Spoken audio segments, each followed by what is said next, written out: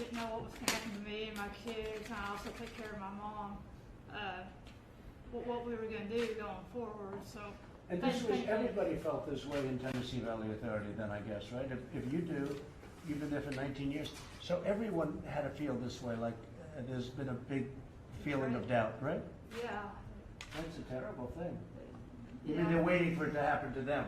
Yeah, and I've been training since June. I've been training our replacements from a company that relied You've been on training us. people? Yes, yes, sir. And so, did they lay you off yet, or are you not sure? I got my notice in June that we would be laid off September 1st. So you're training people to take your job at whatever, right? They told And us where are that the people from that you're training? all over the place. Everything's done Are remotely. they from other countries? They're here on the soil now. I don't know their status as far as. Because with Disney, they were from other countries, right? Go ahead. Yes, I don't know. I know Accenture is replacing our group, and I know they rely heavily on H-1B workers, but I don't know for sure where everyone is. Okay, well, we'll make sure that things work out for the three of them because they're brave to be here. Actually, Sarah, so you'll check that out, right? Let's see that they get their jobs back. Thank you. very Because much. I hear you're great workers. I mean, I said I want people, but I also want people that are really good workers that did a great job. Because, you know, people can be let go, should be able to, if they're not doing a good job. I'm all for that. I'll bet you are. But I said I want people that really do a great job and were unfairly let go. Right, Tim? That's, to me, very important. Thank you very much, Wendy. We'll see what happens, okay? Thank you. We're going to push it hard. Chuck, please. Mr. President and Mr. Vice President, I recognize how busy your schedule is, and I sincerely appreciate your time today. Okay, I'm Chuck Chudovskis. Basically, I've had the opportunity to work with a really technically competent people of the Tennessee Valley for 7 years. Okay, it's been a great experience. I have a degree in electrical engineering, 45 years of valuable industrial experience, and I'm a certified security professional here. Okay, working with the people in the Tennessee Valley, how I learned just how important the Tennessee Valley is to 11 million people in 7 different states, okay, and how it basically impacts their lives. It's absolutely significant. And that is the reason that I'm really here today. The TVA basically has the capability to produce 35 billion watts of power. Okay, they have 17,000 lines of high voltage How does transmission. that compare to other big utilities, would you say? It definitely ranks right at the top of them. There's no question about it, and very significant. Tennessee Valley is part of the Southeastern Reliability Corporation, and it's obviously one of the biggest players in that area. Very big. That's a lot. Very significant in that respect here, okay? And in essence here, as a consequence of that, they also basically support 35 dams that produce power from 29 to do flood control.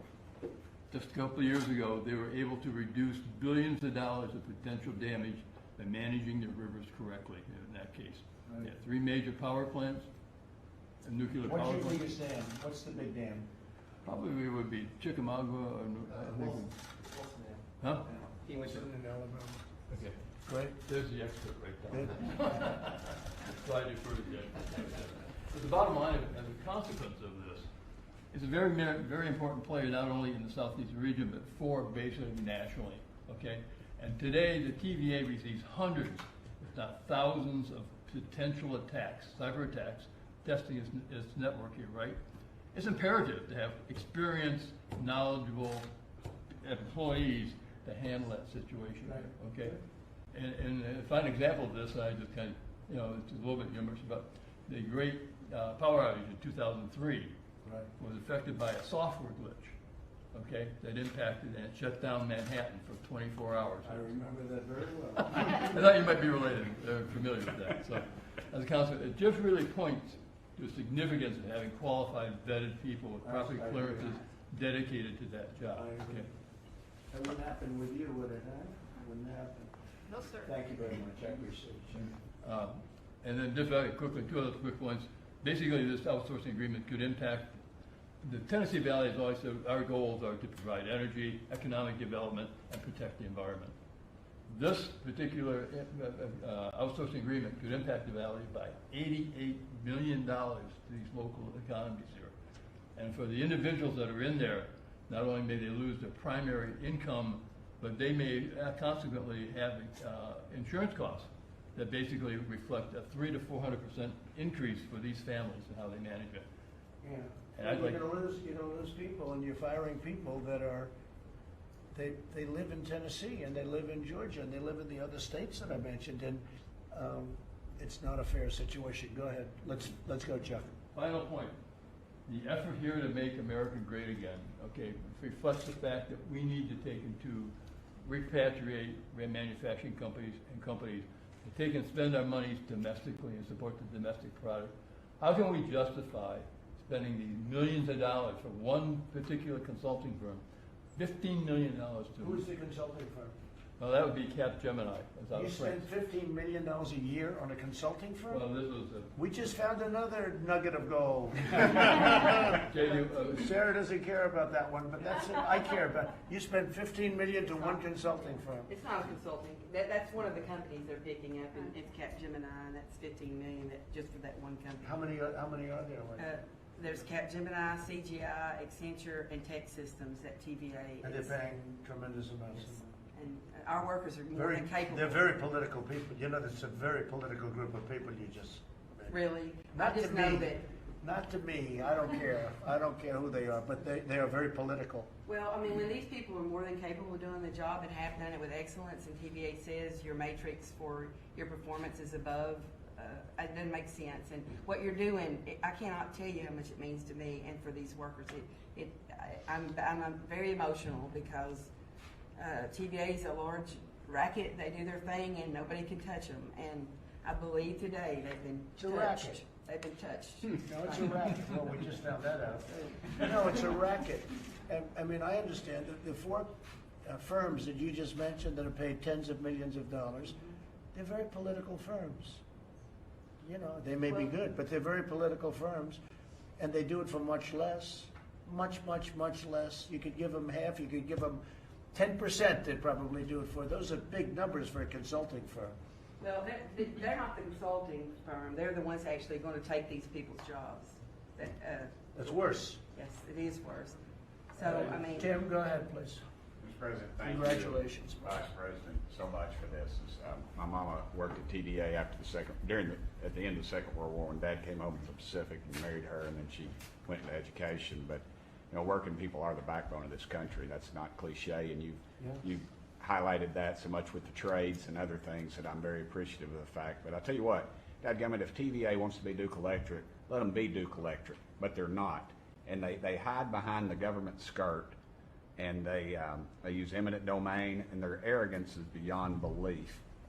You know, when they had the ash spill, people died, and then, you know, and then they're just, these poor country folks are just pushing them off till they all die off, till these lawsuits go away. It's No, sure. ridiculous. And by the way, in Kentucky, when we wanted to have a plant open with a lot of jobs, they didn't even want to consider it. No, they didn't. It's the arrogance. You're questioning them, and finally we have a president with the guts that understands business and government. And if TVA wants to be a government entity, they need to declare it and quit using. They hide behind. You know, they have You think Joe Biden would do this? Heck, No. He wouldn't know you're alive. He would know. He doesn't know he's alive either. He's a guy out of bunker. No, can you imagine him sitting at this table right now? Wouldn't have a clue. No. Okay, so go ahead, Tim. No, I think you pretty much covered it, Mr. President. I'm just honored to be here, Well, I'm honored that you're here, and you've done a fantastic job. I thank you for standing up for working Yeah, Americans. well, we're going to get this finished too, so we'll get it finished, Sarah. Thank you very much, Tim. Yes, sir. Gene, please. Mr. President, thank you for bringing this group together, and this meeting has, I think, shown a very human impact on individual working Incredible. men and women of a practice that's actually pretty widespread. And the way it's worked under our immigration laws for a while now is that a company that wants to bring in workers from overseas, wants to use the H-1B program for high-skilled workers, has to file an attestation with us at the Labor Department saying, American workers aren't going to lose their jobs when I bring in these H-1B workers. And they have to say it's not going to hurt their wages. Well, what companies do is they bring workers in and then they lease them out to another company. And so you've got one company bringing them in and then leasing them to TVA. And it's true, the company bringing them in, their workers aren't being affected, but the TVA workers are. And so I took a look at this as your labor secretary recently, and I said to my staff, I said, Well, if the workers are going to the other company, why doesn't the other company, where they're actually going to be working and supervised, also file an Very good. application? Right. And say, we're not going to affect U.S. workers either. And I said to my staff, why can't we do that? They looked into it, and Mr. President, today you're going to be signing an order Oh, good. that requires Good. that change. So going forward, when those workers are going to another company, both companies are accept. And that's a change we'll make. We'll do it together with the Department of Homeland Security. I just want to mention one other thing we're doing together. For more than 15 years, the Secretary of Labor has had the authority to initiate an investigation of abuse of the H-1B program when he or she finds reasonable cause. That has never been done. That authority has never been used. But again, we signed a memo of understanding on Friday with the Department of Homeland Security that'll change that too. They're going to now share information they have, Good, which Jim. I can then use to bring cases when we're finding the Very program. good. You're going to find a lot. Thank you very much. Thank you, and thank you for this order today. Thank you. Thank you very much. Right, Stace, right? You like that? You like that? We'll take it. Linda, please, go ahead. Well, thank you, Mr. President, for meeting with us today. The concern you show for American workers is greatly appreciated. And my mother made me promise to tell you that Alabama loves and appreciates your leadership. I love Alabama. I love That's a promise that my Alabama. mother made. My name is Linda McDonald. I've lived in Northeast Alabama my entire life. My goal was to work at TVA. That was my American dream. After years of sacrifice and hard work, I achieved that goal. I've been working for TVA for 7 years now. And in that role, I got to see every So day. that was like an ambition of yours to work someday for TVA, Correct. and you finally got there. I did. So what's happening? Well, June 30th, we were told that we would be outsourced to another company with, Not right. yeah. So here And I yet am they have all faced these with, consulting firms making $10, $15 million a year. yeah, I feel like And the man that heads it making $8 million a year, right? Go ahead.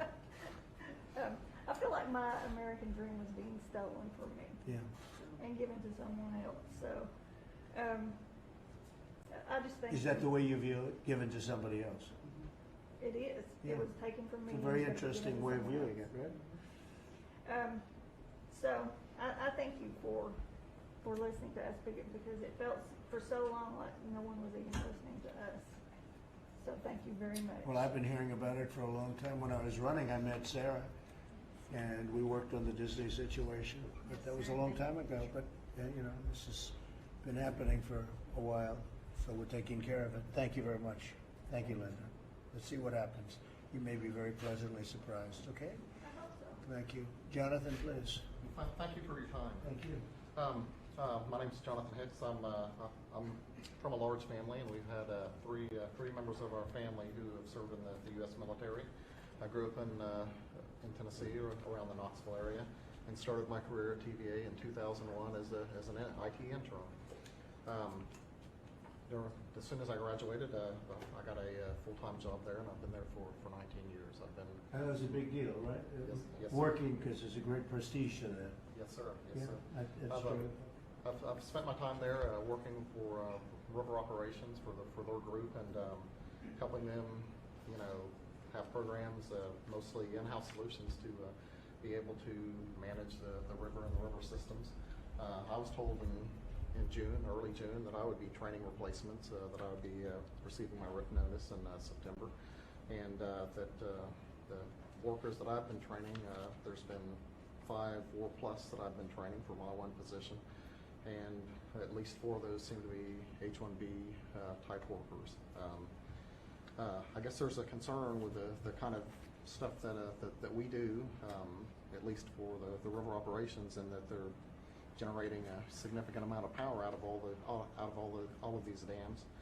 And is this something that we want to turn over, this knowledge, this ability to control these dams, and whether it be generation, whether it be floodgates, and hand it over to corporations that aren't in the U.S., to workers that aren't necessarily in the U.S. doing this work? Are you there now? Are you Well, I've been put on non-work status still employed and still getting a paycheck until September 1st, but, What I've been- happens in September 1st? well, I've been relieved of my job duties, but September 1st But, is and when you I train would people to lose- take your job? Yes. So you yes, worked with people to take your job? Yes. You've taught them like almost everything you know, but plenty, right? Maybe Well, not. I think Maybe there's you held a- back a couple of secrets, but Well, you I think there's a learning curve, and there's, for the knowledge that they do there for river operations, I think it takes several years of understanding the job in order to be able to do this. The people that are taking over the job have never dealt with utilities, they've never dealt with power generation, they've never dealt with any kind of water management or hydro generation. And so to say that they're ready to go is a misstatement, so. well, let's see how it works out, Jonathan. I think you're gonna be in very good shape. Okay, I have a prediction. Thank you, Jonathan. Please. I'm so honored to be here. Honored to have you. My name's Renee McKenzie, and I actually work for the Engineering Association as an advocate for these IT employees and for other white-collar workers. But I've worked really closely with the IT professionals at TVA with all of this that has been going on. I've had to witness the anguish of the different employees that are performing these knowledge transfers on the software and the applications that they actually custom built themselves. But so many TVA employees have been there from the beginning of their careers. So to actually witness what's happening to them being replaced by these non-Americans is very difficult. But I think one of the hardest things to witness is what TVA is actually doing to themselves. I mean, their mission is about bringing economic development to the Tennessee Valley, and to be taking that, taking our economy and just giving it outside of the United States is just almost, it's unbelievable because of what they stand for and what they were built for was to come out And of you see them economic. going outside of the United States, not just here. Right. You Well, see- if you look at these companies are based outside of the United States. So, so when they're getting their millions of dollars, I mean, it's going to France. It's really going to. I think one of them India. is India, Canada, Ireland. and Ireland. So yes, our dollars are going to them. Unbelievable. And they get us in many other ways too, but we're stopping it, as you noticed. That's very interesting. So you would say France, India, Ireland, Canada, who else? That's the main groups right there. A lot of the work is being outsourced. You know, to those and all these firms, H-1B visa dependent, and 70% of H-1B visa workers in the United States come from one country, namely India.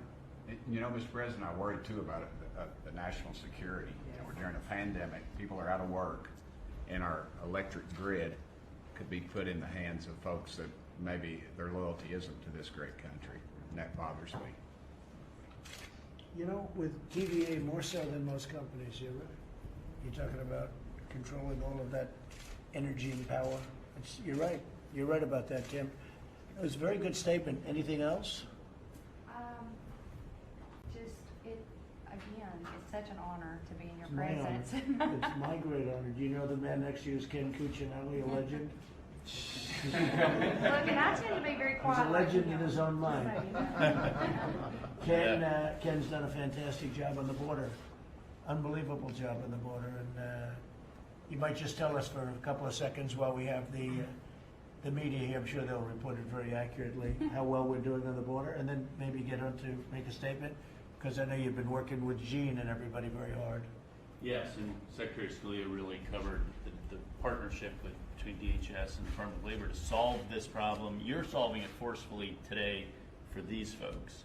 You're certainly putting the ball in motion to do that, and what our two agencies at your direction from June are going to do is solve this permanently, so that we never have to see this happen again. But on the border, we're seeing success with your leadership with Mexico and the Northern Triangle countries. The relationships you helped us forge last year in 2019 are bearing fruit at the border during a very difficult time with the coronavirus, and that task force, of course, led by the Vice President, and the ability since March to enforce the public health order there has changed the nature of our ability to protect the border. There are still people getting away, more than we would like.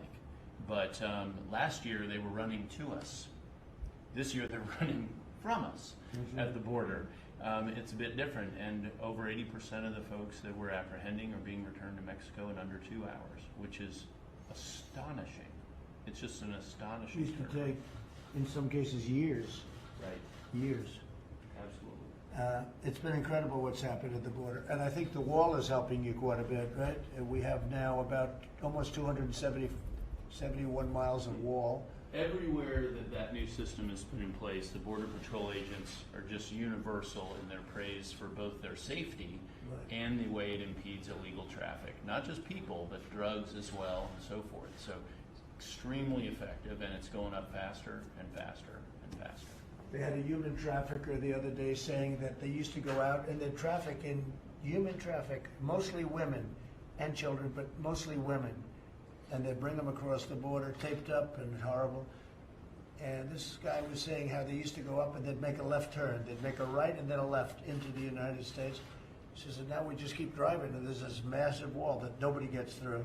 Nobody's getting through that wall. That wall is the real deal. And it's steel, concrete, and everything else, and lots of cameras all over it, That's right. and drones on top of it.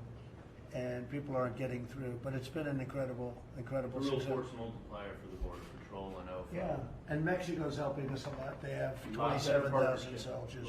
I remember how people complained about how you were pushing them so hard last year, but the partnership that's grown up with Mexico That's good. has been the best we have really had in decades, if What they not said. forever, in cooperating and They securing. have a very good president who was just here 2 weeks He ago. was. He's really doing a good job. And we have 27,000 Mexican soldiers guarding the border.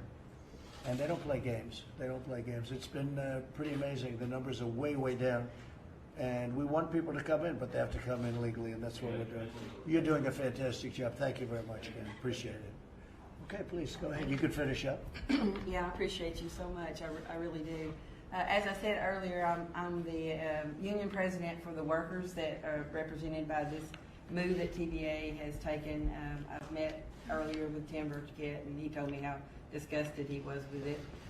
But that was earlier, and we've really tried to get our voice heard. We've been screaming, hey, hey, help us out. Finally, U.S. Tech workers came out, kind of put a commercial together, and that got your attention, and we appreciate it so much. I've lived my whole life in the Tennessee Valley region. My uncle worked at TVA during World War II. He laid his job aside and went and served and perished in that war. My mother told me TVA was a great place to work, and I've worked there now 35 years. This means a lot to the people of the Tennessee Valley region, more than you'll ever know. I know that consulting companies looked at what to do with this IT work. They're now looking at what to do. The same consulting companies are looking at what to do with transmission work. That transmission, that grid's got to be protected at all costs. I mean, we cannot afford to let someone else who may not have the loyalty to our nation have the grid. And I think that some of these workers here at this table, IT workers, that's one of the biggest things they've said to me. There's a large chance that we will be breached, and we can't do that. And we tried to say all But those with our things. people running it, a very small chance, from what I understand. Yes, right, with the right people running Yeah. it, right. But you can't give it to just anybody, and that's why these workers at TVA are so important, and I appreciate you and all that you're doing for us. Are the people that you're representing, because you represent a big group of people, are they all nervous, like the folks at the Yes. table, like Wendy? Yes, they're They're going, all are we nervous. next, Gay? Is this what's coming next? And my answer is not Tell on them my no. watch if we can help Tell them. them no, they're not Okay. next. Thank Okay? you. You can tell them. I think we can say that. So, thank you very much. Thank you. I just think you bringing TVA back to their mission of service to the people of the Valley, service the people of the Valley, and to this nation is a pivotal moment for the Tennessee Valley Authority. So right now, their mission is taking care of a lot of consultants and a lot of people and paying heads of this whole thing $8 million a year. you'll find a lot of other things in there that are crazy. Well, people over profit, and that's What what do you're the doing people here. of Tennessee think when they hear that the head of TVA, which has been running for a long time, and in all fairness, not a very difficult thing, there are many people who could do it. What do they hear when they hear, and they think of government, you know, it's sort of semi, I guess you call it, public, private, but there's no private, really, when you think of it. So it's a board member. What do they think when they hear that the head person is making $8 million a year, which is, by the way, I said it before, the most highly paid person anywhere in any country, if you call this government, which it sort of is. What do they think when they hear? Do they know he makes $8 million a year? Well, they do now after Kevin's commercial, but they're pretty shocked. I mean, and in fact, I think the workers even, I think some of the workers at TVA have been shocked about that. Yeah. It is a lot of money. But people have known, I've known actually before the commercial, because we were looking at it, we sent them notices a year ago and 2 years ago, saying we want some information. And, you know, people have known this. I just can't even imagine that somebody gets paid $8 million a year. Well, the difference. It's the most sought after job, it has to be the most sought after job in any country, in any government. Right, Tim? You take the job. Would you resign from Congress immediately? Take it for 1 year. Huh? You only did it for 1 year. I don't know, you don't know my wife. Tim and would daughter, take it, that's Mr. President. it. He'll take it No, they're actually pretty only good. for a year. You just need it for 1 year. That's right. Anyway. Yeah, so the workers, they are surprised at that, but, you know, back to the days of Kilgore and having worked there so long, I tell people I started when I was 8, because I can't believe how long I've worked there now. Right. But the truth is, there are very capable people at TVA that love I'll the bet. TVA and the mission that they're really were put together for, and would love to take that job. I even think they like your president, your current president. Anyway, I'm not sure about Dizzy your past Valley is- president. The boats on the lake, I'll say, yeah. Trump, yeah. No, they're great. They're great people. And say hello to them. Just say hello. They're great people. Sarah, why don't you just discuss it real quick, and you can maybe work with us in getting it all done very quickly, okay? Of course, President Thank Trump, you. thank you for having us and having everyone here and for all you're doing with regard to immigration. Immigration should be about America, Americans, and the immigrants. Right now, the way it was before you started working on it, it's always been big business, big tech, and universities. And with you, we are working to make immigration in America for the right reasons. And the Protect U.S. Workers endorsed you in 2016. We endorsed you in 2020.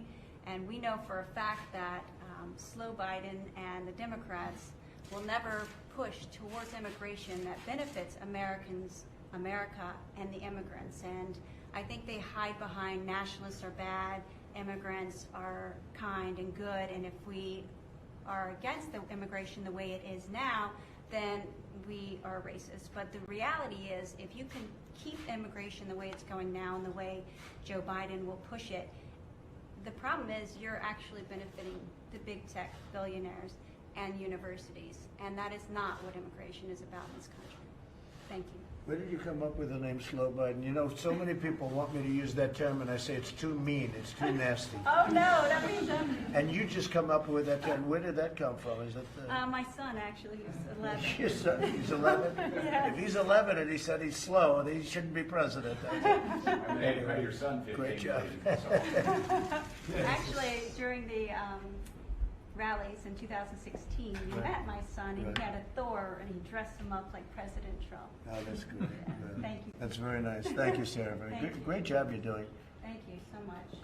Thank you. Thank Okay, you Mike, for all go you ahead. do. We'll knock it out, Sarah. Well, thank you, Mr. President. I'll just be very brief. 4 years ago, when you ran for this office, you said the forgotten men and women of America would be forgotten no more. You said that we put America first, American workers first. You said that American workers would have a seat at the table in this administration, and we deliver real results. And today we see all of that happen right in front of us because of your leadership. Indicated during this meeting that the TVA is going to reverse course on their plan to use H-1B visa workers to replace hardworking Americans. And I can see the gratitude and the emotion on faces around the room, Mr. President, and the gratitude that these people feel, and all of those that will be reading about this and hearing about this in the days ahead. But I also just want to say finally to all the great Americans who gathered here, been willing to speak up, know that with the executive order the President is signing today, we're not just solving your problem. What the President's committing to today is to end the abuse of our worker visa program once and for all, and pulling together multiple agencies to do that. And I want to promise you that you've not only gone out and been a champion for fellow workers at TVA, but you've been champions for American workers all across this country. And I know I speak on behalf of the President and our whole administration when I thank you. Thank you for stepping up for American workers and making it possible for this President to keep one more promise to working Americans. God bless you.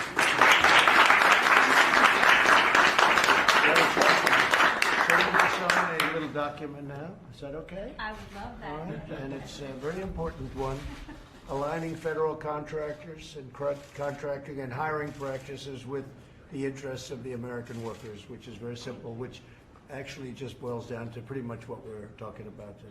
Okay? Thank you so much.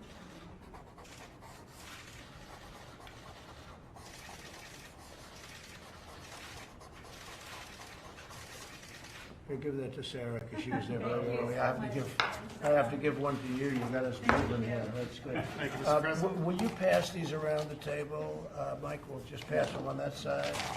We'll pass them on this side. Anybody that doesn't get it. I don't think one. So here we are. Yeah, I'll get you one, Tim. Don't worry. I'll let you. You got it? So thank you very much, everybody.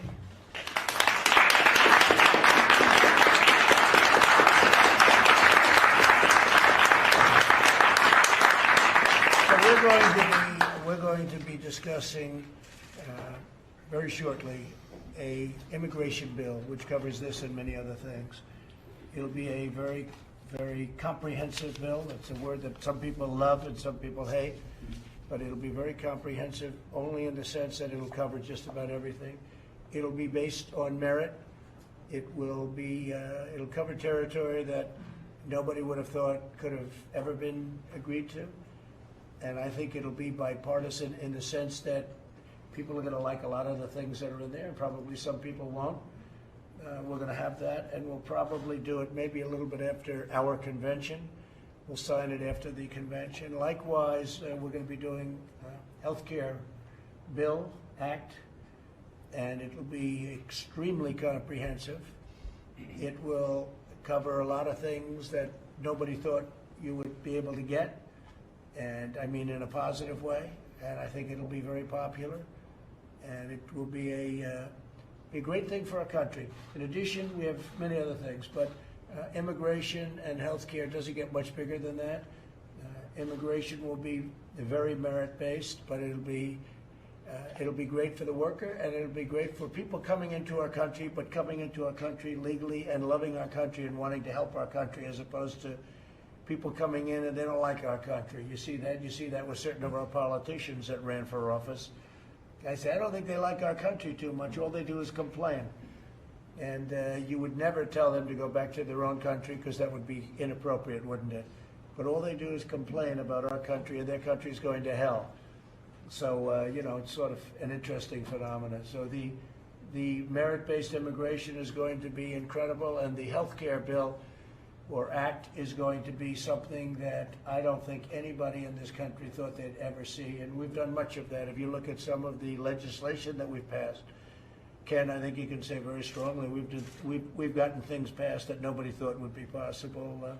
Whether it's right to try, that's where you're terminally ill and you don't have a right to use our great medicines because they haven't been approved. They're in a line of approval, and it takes a time. We've cut the time in half, by the way, for approval by the FDA. But people are sick. We have very promising drugs, and they're not allowed to use them because, they're terminally ill, and they wouldn't let them use them because of liability and other things. But I got that taken care of, so right to try was a very important one. Getting Veterans Choice was so important, having Veterans Choice. Nobody thought we could get that. Hasn't been done in 50 years. They haven't been able to get it. We got Veterans Choice. We got Veterans Accountability, because we have so many other things, so many things. And on the border, Ken, we've done things that nobody thought would have been possible, right? Do you want to name a couple of them? Making enormous progress in especially in the regulatory arena, reestablishing the 140-year-old American tradition of inviting immigrants here who can stand on their own 2 feet, as much like Sarah had said, and to add to this country and not, while not becoming a burden on the country. We've also, the security that you've advocated for and pushed us to achieve has been unprecedented on a border that we still have more work to do. But the amount of improvement in 3 years is just extraordinary. That, and one more piece of legislation you know is near and dear to my heart that you led is criminal justice reform, which was lots of people before you talked about it, and this is the first administration to do it. Nobody else could have gotten that done. Nobody. That's right. We really thank Ken, but we thank a lot of people that came through. By the way, some conservative, very conservative, really wanted it, and some liberal wanted it, but we got criminal justice reform done. Nobody thought that was possible. Biggest beneficiary is African Americans and Hispanic Americans, I would say, and Asian Americans, the groups, but tremendous benefits. And it's really amazing. When we got that done, we have people supporting that I would have never thought would have supported it. Not for bad reasons, but they would have never supported it, and they actually led the way. It's pretty incredible. Criminal justice reform was a big deal. You know that, Tim. So you were helpful, actually, and I appreciate it.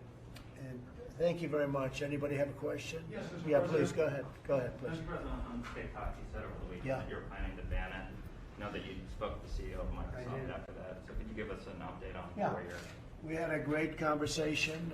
He called me to see whether or not how I felt about it, and I said, look, it can't be controlled for security reasons by China.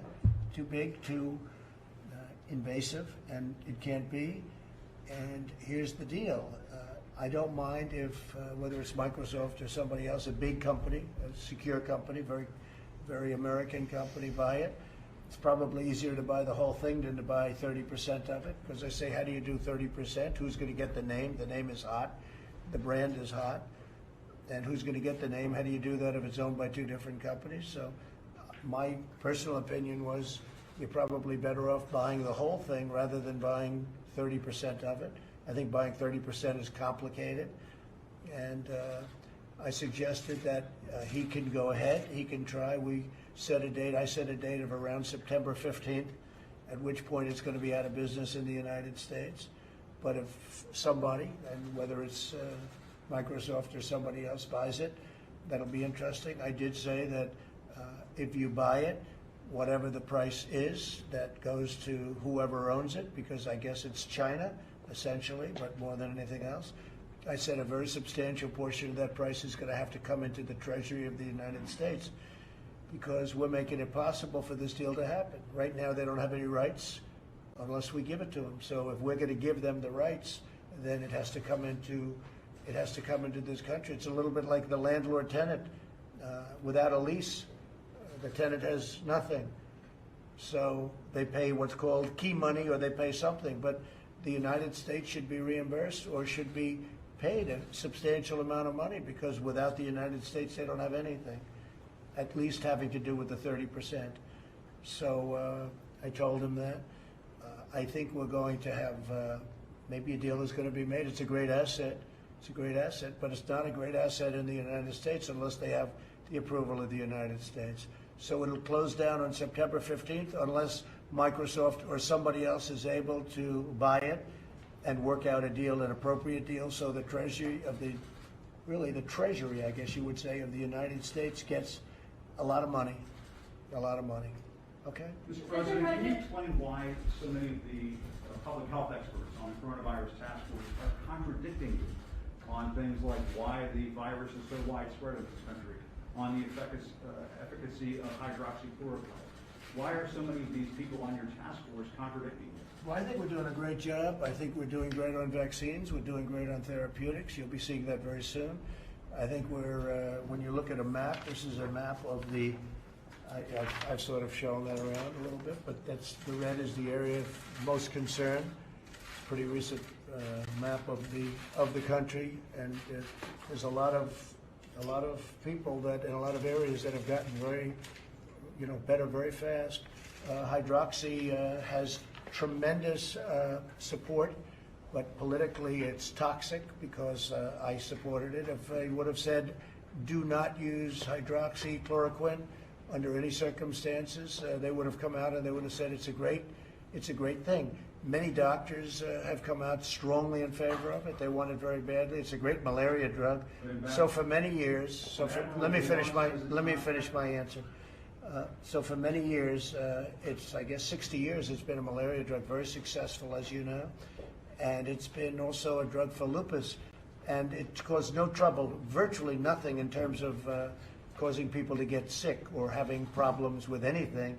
You add the zinc and you add the zithromycin, the Z-Pak as they call it, and it's been I happen to take it myself.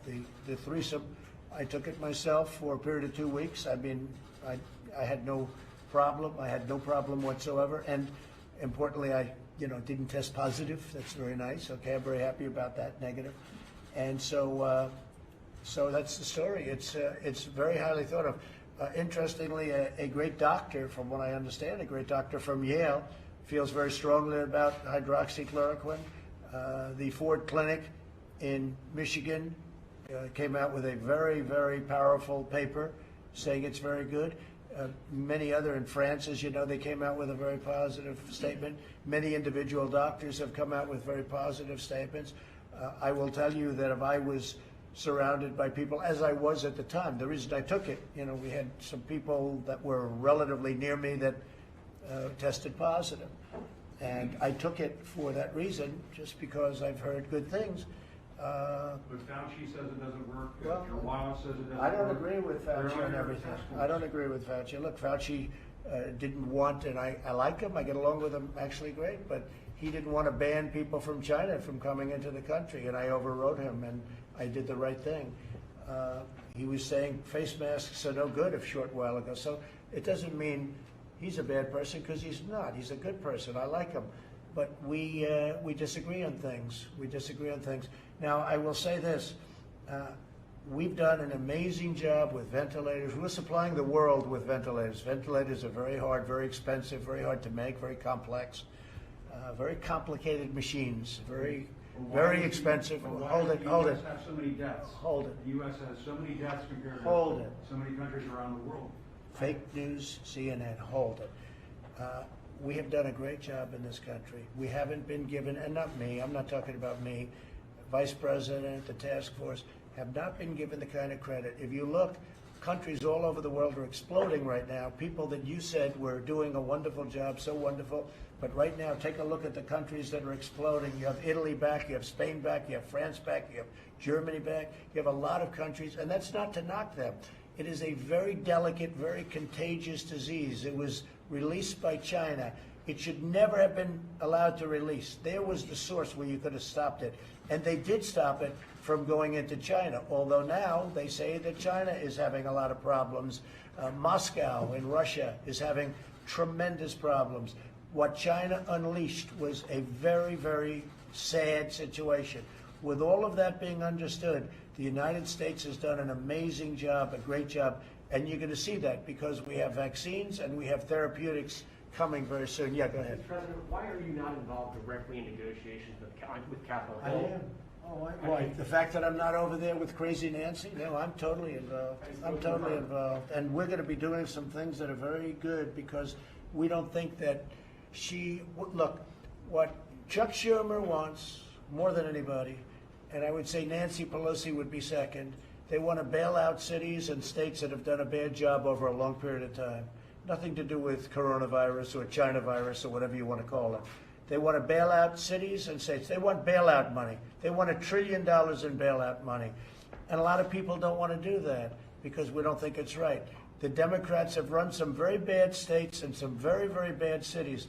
And a lot of people don't want to give them $1 trillion to reward them for doing a bad job. If you look at some of the states, I won't insult anybody by naming those states, but you know what they are. They want bailout money. They're not interested in the people. They're not interested in unemployment. They're not interested in evictions, which is a big deal, the evictions. They want to evict. A lot of people are going to be evicted. But I'm going to stop it because I'll do it myself if I have to. I have a lot of powers with respect to executive orders. And we're looking at that very seriously right now. But what the Democrats want, they're slow rolling it. And all they're really interested in is bailout money to bail out radical left governors and radical left mayors like in Portland and places that are so badly run. Chicago, New York City, you see what's going on over there. Bail out cities and states who have been poorly run and spent a fortune doing it. They want $1 trillion, and we're really not interested in that. Okay, thank you very much, everybody. Thank you. Thank you very much.